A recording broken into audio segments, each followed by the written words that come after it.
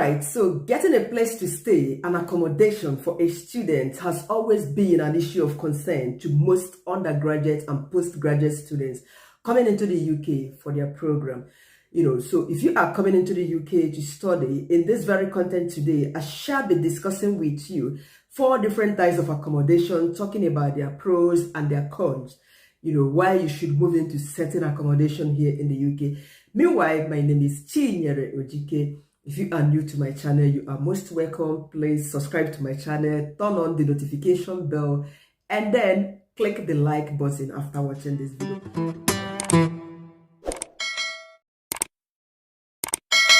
Alright, so when it comes to getting accommodation here in the UK, most international students arriving this country, they are not aware about the availability, the category, and most importantly, they aren't aware of the authenticity of the provider of this accommodation. This is why I'll be introducing to you today Amber platform. It's a platform that provides students accommodation, private students accommodation, and they are legit. And remember, this Amber platform, they exist in over 100 countries, continents such as the Australia, the US, and also here in the Europe, different countries in the Europe. So basically, if you are searching for a student accommodation in the UK, for instance, or anywhere in the world, just use the link that I'll be leaving in my description. Yes, I'll be leaving the link in my description. Just click on the link and then type in the name of your university, the university where you'll be arriving. For instance, Newcastle University, Manchester University, Cambridge University. Once you put in the name of your university, it will bring out the list of accommodations available within a walking distance from your uni. You make your choice and they will take it on from there. Wish you all the best. Or if you are finding it difficult, you can as well reach out to me on my Instagram at Chinyere Ojike and I would guide you more. All right. So talking about the student accommodation, the types of students accommodation in this very country. Firstly, we have the halls of residence, and these halls of residence are basically provided and managed by the universities. They provide these halls of residence to students coming in from countries outside of the UK in order to get them a place to stay. Before ever I moved into UK to study, I already paid for a hostel accommodation, that's a space in the student accommodation.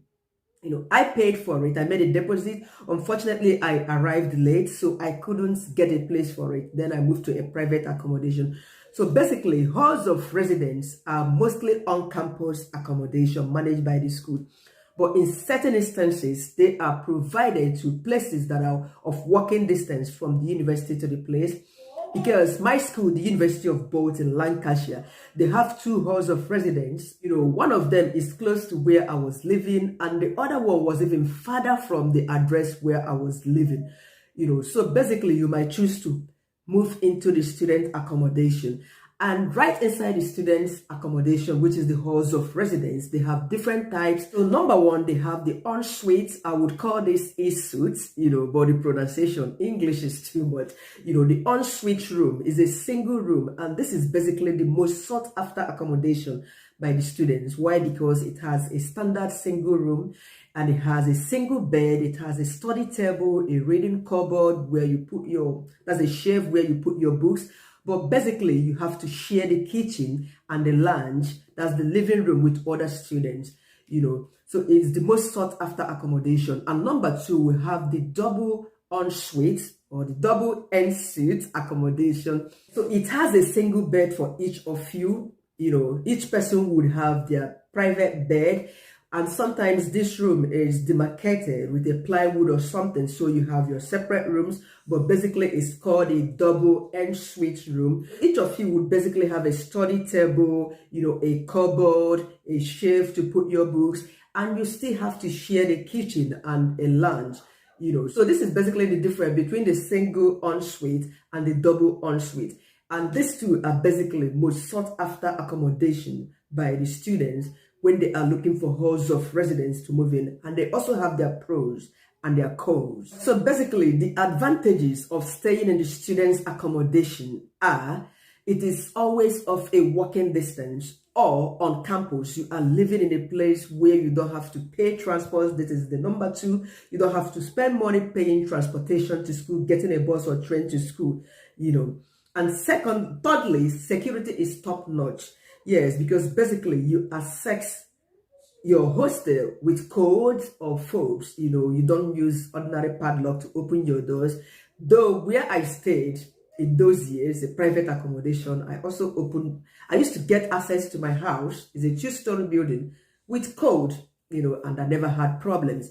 So number 4, you don't have to pay bills. You don't have to worry about paying electricity bill, water bill, gas bills, and all what bills have you, because everything is absolutely inclusive in the rent. And lastly, you get a space of your own. You feel like you are in your own home where you have your private space to do all your things without no one interrupting what you're doing. All right, so moving over to the cons, that's the disadvantages of staying in the university accommodation. Most often, it can be inconveniencing having to move your thing at the end of every year, because mostly it is occupied by students who are in their first year, or who are just arriving into the country.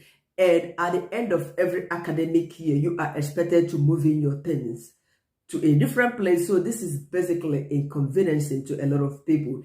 And secondly, you might not get along with your flatmate, your roommate. If you are sharing the ensuite apartment, you are likely not to get along with people. And thirdly, some people used to get on others' nerves by eating others' food, especially when you have a shared kitchen, a shared fridge.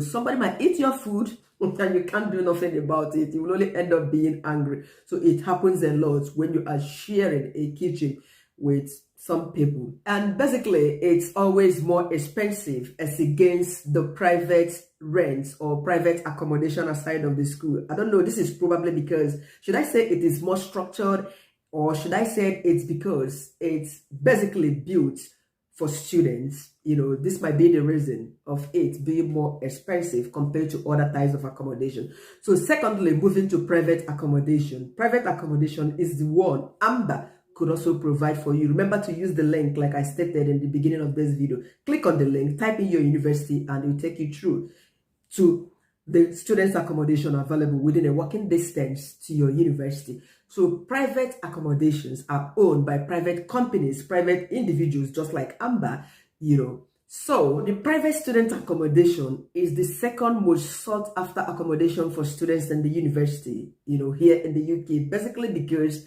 of sometimes it's much better, when you talk about the location, the community around, the facilities, security, and otherwise. I have lived in one, like I mentioned, and I honestly had a great time there. My bills living in a private accommodation were totally inclusive. I didn't have to pay no bills, including internet bills, electricity, gas bill. Every bill was absolutely included in my rent in those years, and I was paying weekly.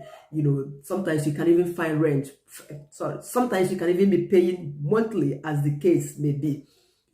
So they have 3 types of this private student accommodation. They also have the single room ensuite, just like I've mentioned in the halls of residence. They also have the double rooms, ensuite, but the additional one they have when it comes to private accommodation is the studio apartment.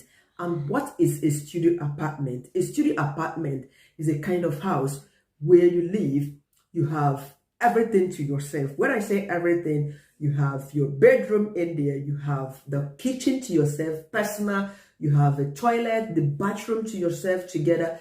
So basically the toilet and bath, they are in one place when it comes to studio accommodation. You have your space, and sometimes it varies in sizes. Yes, I have seen a lot of them, and it's something I would like to live. Hence, everything is within reach. So you don't have nothing to share with anyone. My boy, you don't have nothing to be sharing with anyone. It's all to yourself. And more especially, every cookware that you'll be needing, your spoons, your pots, your pans, name them, iron board, they are all provided in this kind of accommodation. So you don't have to be traveling, moving around with all these utensils. Okay, so I think it's a much better option depending on your pocket. So what are the pros of staying in a private student accommodation? Basically, when you are staying in a private accommodation, It is not limited to a particular set of students, unlike what we have in the university or halls of residence. You are open to meet with students from various diversity, various levels of education, those in their PhD, those in their master's, doctorate degrees, So you can associate with a lot of people. And remember, you are open, or you have access to, the community life, meeting with a lot of people, gym, going out to eat in the catering, and a whole lot of facilities that are open to you when you are staying in a private accommodation. These might or may be limited when you are in the students' accommodation. That's the university halls of residence. One major disadvantage of staying in a private student's accommodation is that sometimes it might not be close to your university. You have to find a way to navigate yourself to the university, either by traveling with your bicycle, walking distance, or you use the bus or train, depending on how far you are living from your university. In my own days, I was living in a place where I had to walk for 15 minutes to my university. And meanwhile, one of the students' halls of residence was actually about 18 to 20 minutes walk from my school. But I found a private accommodation where I had to walk for just 15 minutes. So it all depends how far. That's why I said use Amber and get private accommodations that are within of walking distance outside of your university. So number 3, we have the private apartments, flats, or room. This kind of accommodation, you have to sign an agreement with the owner of the accommodation, and he or she might allow you to, rent a room from the owner where you have to decorate this room. You might have to put the beds, bring in the wallpaper, but you have to reach an agreement not to damage anything. Honestly, I wouldn't like this kind of an accommodation.